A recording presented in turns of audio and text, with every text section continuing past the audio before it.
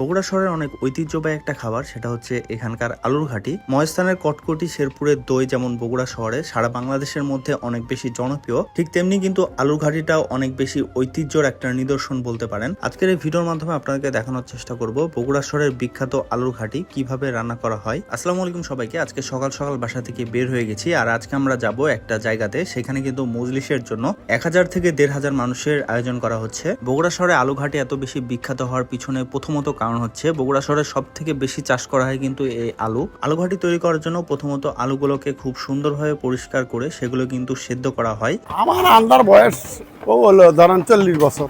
গোস্ত আলাদা কষানো আছে, আলু সিদ্ধ হলে তারপরে আলু ভাঙ্গে নিয়ে তারপরে ফির আধা কাঁচা গোস্ত পাক করে নিয়ে ওটা দিয়ে ফির গরম পানি দিয়ে ঝোল দিয়ে গরুর মশলা আছে, আধুনিক মশলা আছে, টেস্টি লবণ আছে, তারপরে দিয়ে আমরা তেলানি দিয়ে নামে দিই।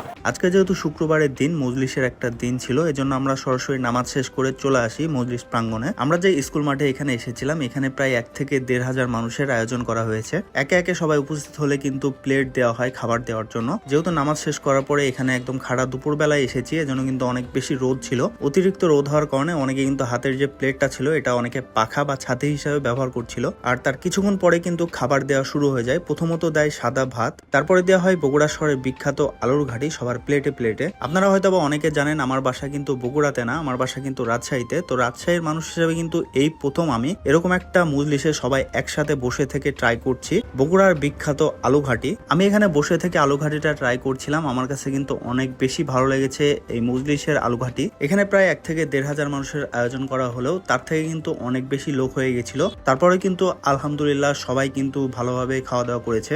আপনারা যারা এখনো বগুড়ার বিখ্যাত আলু ঘাটি ট্রাই করে দেখেননি, তারা অবশ্যই ট্রাই করে দেখতে পারেন। আজকের এই ভিডিওটি এ পর্যন্তই, দেখা হবে নেক্সট কোনো ভিডিওতে। তখন সবাই ভালো থাকবেন, সুস্থ থাকবেন। ধন্যবাদ সবাইকে।